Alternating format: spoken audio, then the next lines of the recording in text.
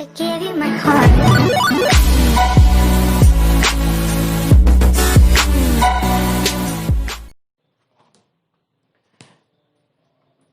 Let's discuss some advanced examples related to concept that we have learned till now.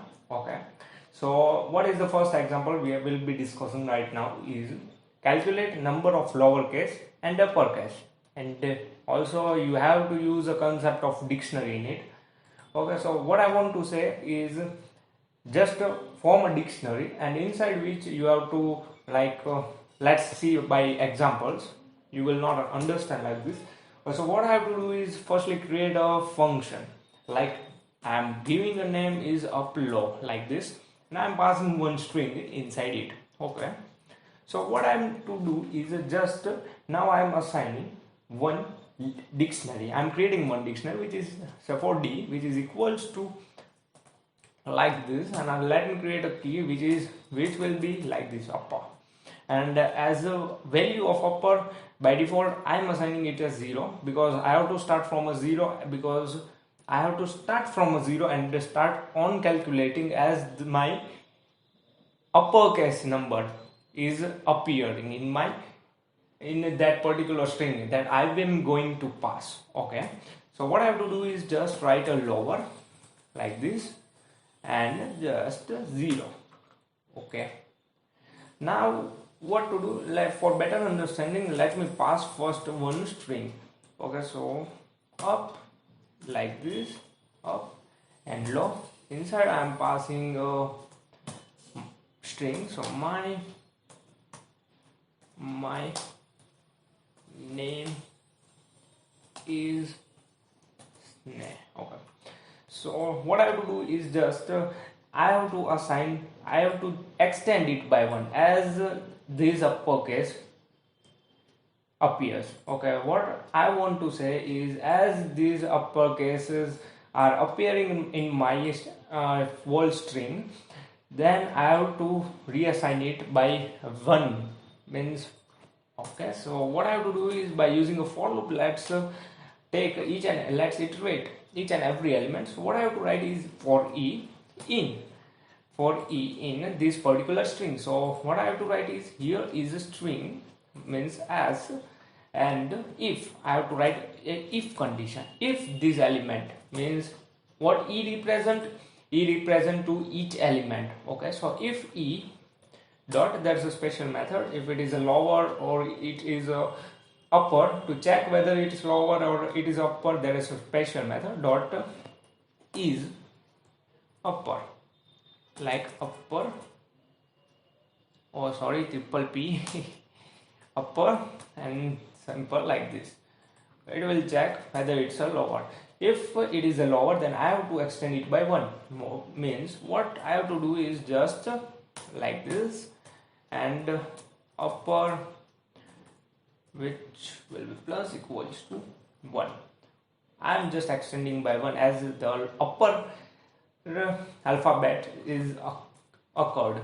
Okay, I am writing a elif condition next, inside which I am writing a if e dot is lower, like is lower,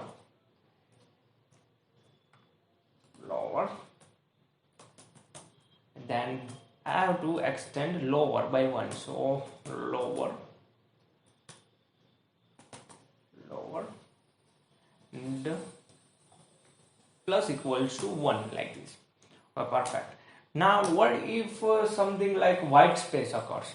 Then I have to simple pass, means what I have to write is a simple else condition and simple pass like this. Okay, so let's print everything. What I have to print is just I have to print these dictionaries, means I have to print a string, then how many uppercase letters are there and how many lowercase letters are there. Okay, so let's print it. So what I have to write is print, and my original string, therefore what original string like this, and so for original string is my as, and what I have to do is I have to print is a uppercase letter, so uppercase like upper, and I'm writing here a D inside which I am writing upper. Okay, perfect. And I have to print one more thing, which is lower. So let's print a lower, and D, lower. Okay, so what should it return? It should return uppercase, which is 1, 2, 3 and 4. Uppercase should be 4. Okay, so let's print it. See, upper will be a 4 and lowercase letters means alphabets will be 8, and my original string will be my name is Sneh. Okay, perfect. Okay, let's move up to next example, second example. Okay, what is the second example is write a Python function that takes a list and returns a new list with unique elements from the first list. Okay, so what I want to say is, if I'm creating like let's explain, I will explain it by giving you an example. Okay, by solving this problem, what I have to do is what I have to write name is, let's say, for unique name, unique list. Yeah, it's more convenient. So what I have to write in unique list, what I have to pass is just a list. Okay, first, for better understanding, let's firstly pass a list.